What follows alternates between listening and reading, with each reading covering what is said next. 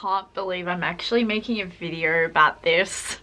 It's a subject that I said I wasn't going to talk about for ages, and like, I don't know if people are going to be disappointed or pleased, because I'm going to talk about Kanadajin. I was curious. I haven't been on the website in a very long time, and I saw a thing on the website just browsing.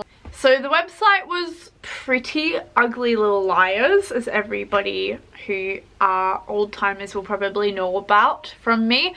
So I went into the Twitter thread and I read the last couple of pages, because like there's no point reading a whole heap of stuff, just read the like last 5 pages or something and you'll pretty much be caught up. I dabbled into her Twitter thread. Her Twitter thread had a screenshot from her Twitter. Now, I thought that I would discuss this because I'm on Mira's side.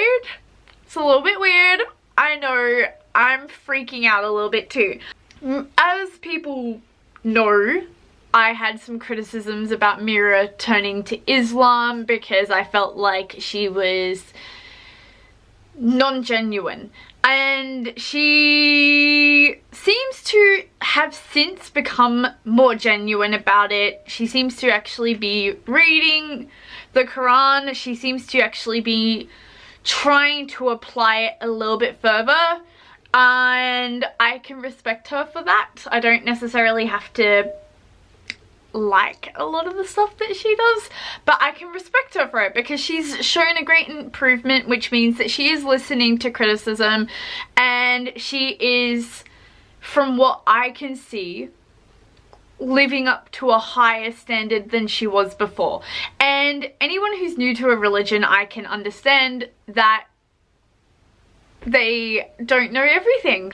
Anyway, back to the tweet. The tweet was about Islam and Aisha and how she was a child when she got married. For those who don't know, Aisha is Muhammad's wife, or one of them, and she became betrothed to him when she was 6 years old, I believe, and married him and consummated the marriage at approximately 9 years old. A lot of people are criticizing Islam for Aisha because she was a child. Now, this is probably one of the weakest arguments against Islam, because Aisha, being a child, was normal for the time over there. So this is back in the past. We didn't have the laws or regulations, neither did they. And it's basically like medieval times. Like, most cultures had young women or borderline children going into marriage, and most cultures have things to reflect that in the past. Now, as a planet, we've sort of realized, no, these people aren't mentally capable to be able to coherently make a judgment of this. A lot of people are criticizing Mira because she defended the idea of Aisha. I agree with her, to be honest, because yes, that was back at the time then. So Mira says, no, you really can't criticize it because it happened already, and the people who were involved were completely happy, so criticizing it is useless because you're criticizing something that was not even an issue. That's a little bit weird, but I do understand what she's talking about. So Aisha was actually a very happy bride, from what I can tell. She was very happy with her marriage, to the point where she was obsessed with Muhammad after death and wanted him to come to her in her dreams, if I recall. She's also pointed out that this is a past event, implying historical. So the next tweet she sent says, Aisha R.A. did not complain. It was a powerful and respectful woman through the time she was married. She narrated many hadith.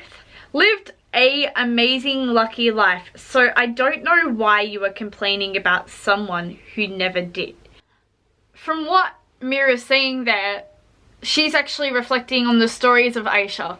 So Aisha was a very powerful woman. She was a storyteller. From what I understand, she actually had a lot of power in her life. She rode a camel into the battlegrounds. So from what the stories say, Aisha wasn't actually a very suppressed woman, and it's a really weak argument in Islam to use that, because it shows that people are incompetent with their knowledge. What Mira is saying here is that Aisha was a respected and powerful woman. It's not a case of like she's supporting pedophilia there either. She's reflecting the stories from the Quran. No, it has nothing to do with puberty. Do you realize girls get their period between 8 and 11 years old, some younger? At that time, it was normal to be married at these ages. At the rate our society is going, it will be taboo to be married under 30. So what she's doing there is comparing the fact that in Aisha's time, that was the norm. It wasn't unheard of to be married at that age, because that was the norm. And what she's also comparing it to is that these days we're getting older and older when we're getting married.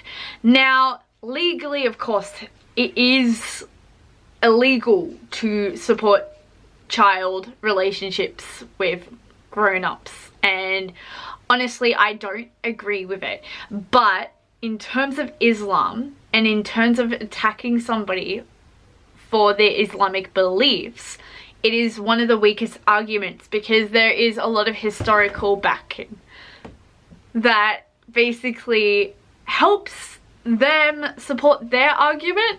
If you wanted to criticize the Quran, rather than talking about the child issues and all that kind of stuff, you're better off talking about things like, why is a woman half a man's worth? Why is the man supposed to be the carer and the woman is supposed to be the person who submits? And why do they get beaten if they don't? And there's a few other things out there that you could all talk about, but bringing up the whole child thing with Islam is a weak argument. I feel like people are trying to turn what Mira is trying to communicate into something else, and that's why I thought I'd make a video about it, because it's a horrible thing to be called somebody who supports pedophilia.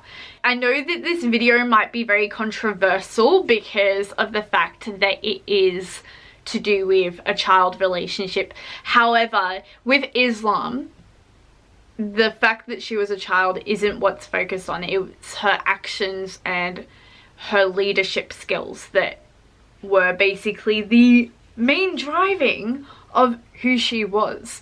And even though I don't agree with Islam, I can respect the fact that her story is very interesting. There's plenty of media outlets where you can research all this kind of stuff. It's fascinating to look at. I don't have to agree with it, but it's fascinating to look at.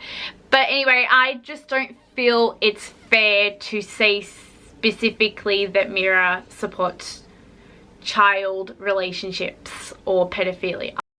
I've been feeling dope as a coat hanger, pretty as a picture of a patient on a fresh IV.